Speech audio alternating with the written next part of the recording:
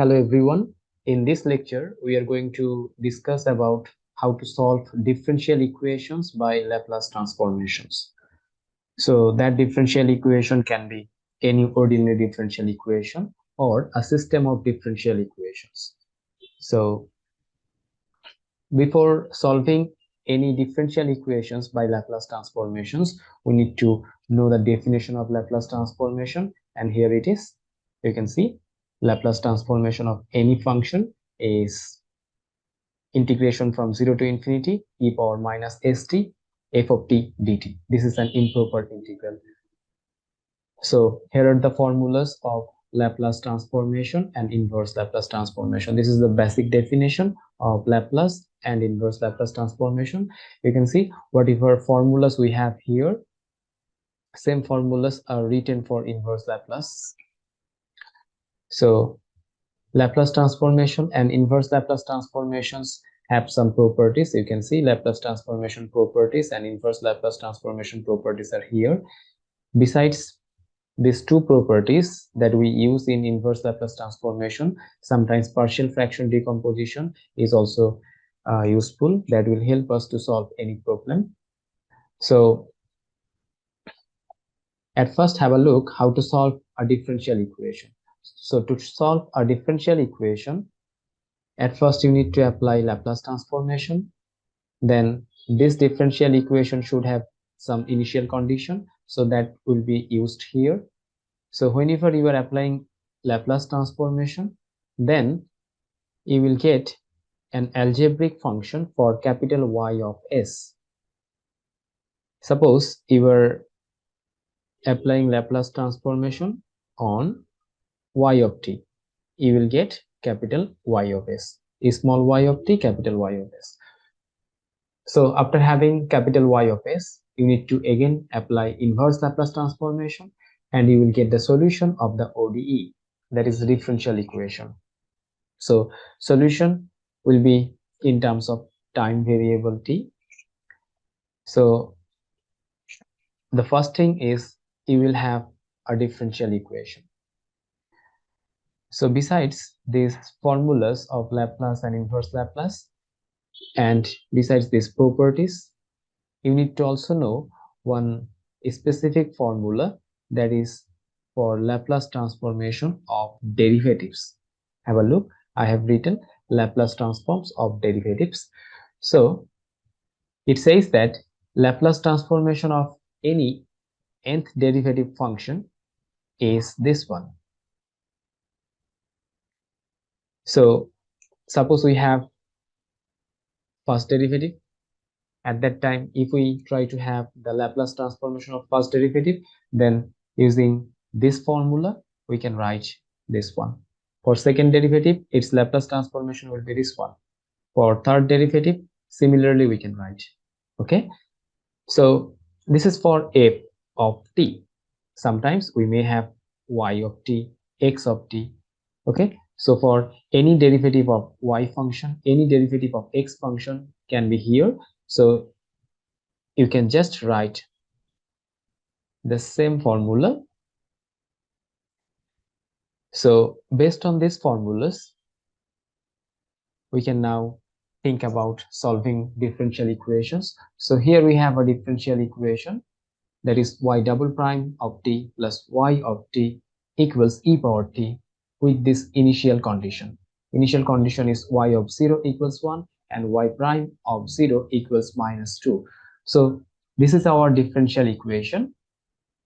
So our algorithm says that first we have to apply Laplace transformation, then we need to place the initial conditions. You will get an algebraic function for y of s.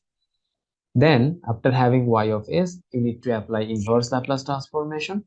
You will get the solution. So whenever you are applying Laplace or inverse Laplace transformation, make sure that you know all the formulas of Laplace and inverse Laplace transformations. Also, you know all the properties of Laplace and inverse Laplace transformations. You should have basic idea about partial fraction decomposition.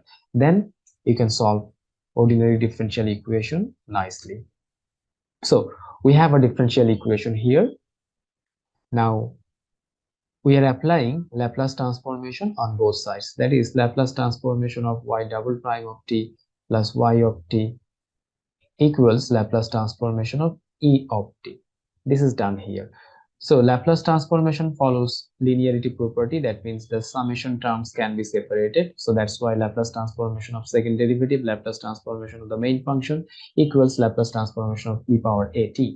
That is e power t, where a is 1. So that's why its Laplace transformation is 1 over s minus 1, because we know that Laplace transformation of e power at equals 1 over s minus a. So that is done here. Now Laplace transformation of second derivative.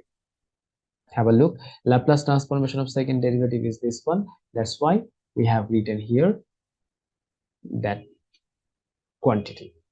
And Laplace transformation of y of t is y of s, capital Y of s. Now your target is to have the initial conditions.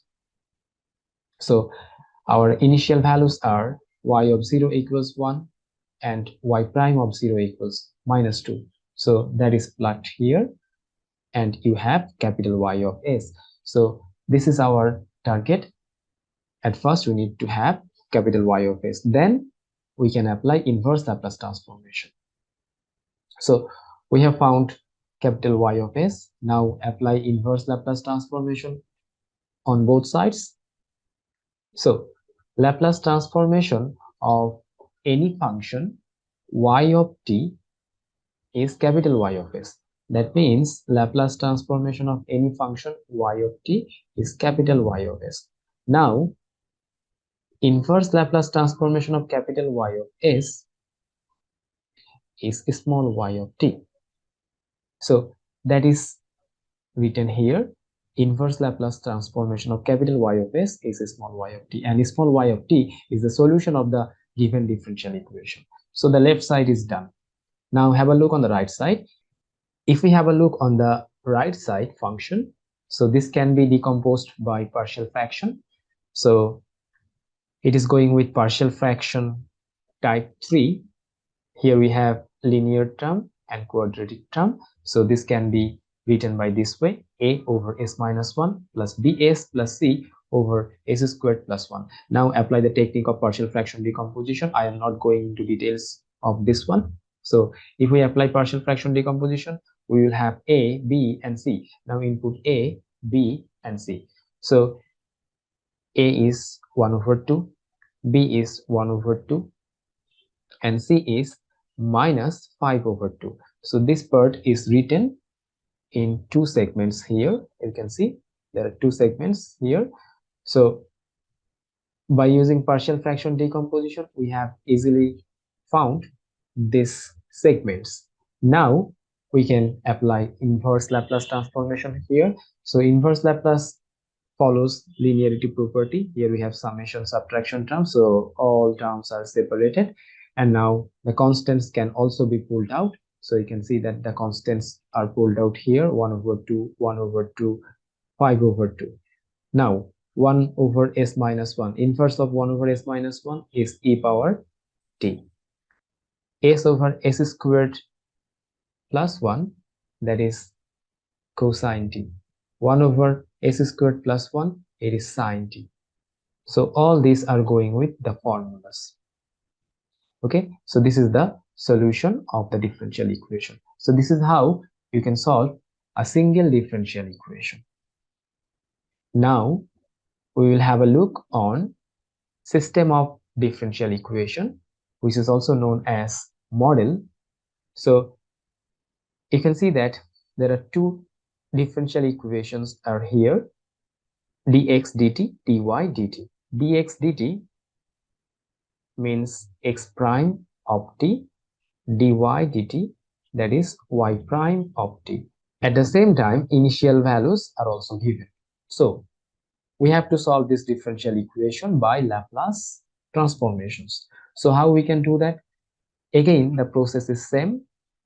You will have differential equations, then you have to apply Laplace transformations, use initial conditions, you will get algebraic functions, then apply again inverse Laplace transformations, you will get the solutions. The only difference is that for the first problem we have only one equation, but For this problem, we have two equations. So with this algebraic function y of s, you will also have capital X of s. With this solution y of t, you will also get the solution for x of t. So this is the change. So we have the model, that is this equation and these equations are given. Now first step is to apply Laplace transformation. We are applying. So applying Laplace transformation on both sides, we are getting Laplace of this one 2 Laplace of x of t minus 3 Laplace of y of t. This one Laplace of this dy dt equals Laplace of y of t minus 2 Laplace of x of t. So actually we have applied Laplace here and on the right side, Laplace on here and Laplace on the right side. But with linearity property, we can write these two segments. Okay. So now Laplace of dx dt, it means Laplace of x prime t. Similarly, Laplace of dy dt, it is y prime t. And you know what is the formula for Laplace of first derivative? This is the result. Laplace of first derivative, this is the formula. Okay. And Laplace of any function, let's say f of t, will be capital F of s. So Laplace of small x of t will be capital X of s. Laplace of small y of t, capital Y of s. And same thing is on the other side. So let us bring capital X and capital Y on left side, and on right side we are writing the constant. Same thing is here. Capital X and capital Y are written in the left side, and on the other side we have the constant. So why we are doing so? Because we need capital X of s, capital Y of s, then only we can apply inverse Laplace transformation. So we need the functions for capital X of s, capital Y of s, then we can apply inverse Laplace transformation. So we are getting two equations, first equation and second equation. I have written here. The first equation is s minus 2 x of s plus 3 y of s equals 8. And the second equation is 2x plus s minus 1 y equals 3. So we can solve these two equations. There are many methods: substitution process, elimination process, Cramer's rule. Okay, so here we are using Cramer's rule. This is a method that can help us to solve any two linear equations. So let's say we have 2x plus 3y equals 8 minus x plus 5y equals 5. So if we have to solve these two equations, we can use any technique, and Cramer's rule is one of them. So these two equations are also looking like this one. So we can use Cramer's rule here, and Cramer's rule says that by solving these two equations, x will be d1 divided by d and y will be d2 divided by t. So d2 and d1 and d are here. So now we can apply inverse Laplace transformation on this equation and on this equation. So inverse Laplace transformation of capital X of s is small x of t, and inverse Laplace of capital Y of s is small y of t. Now we have to look for the right sides. So here you can see capital X of s is this one, that is here. Now we have to do the inverse Laplace transformation. So I have mentioned that whenever you are solving any inverse Laplace transformation, all the properties, formulas, even partial fraction are important. So for solving this one, we need actually partial fraction decomposition. So here is the partial fraction decomposition part. You can try at home.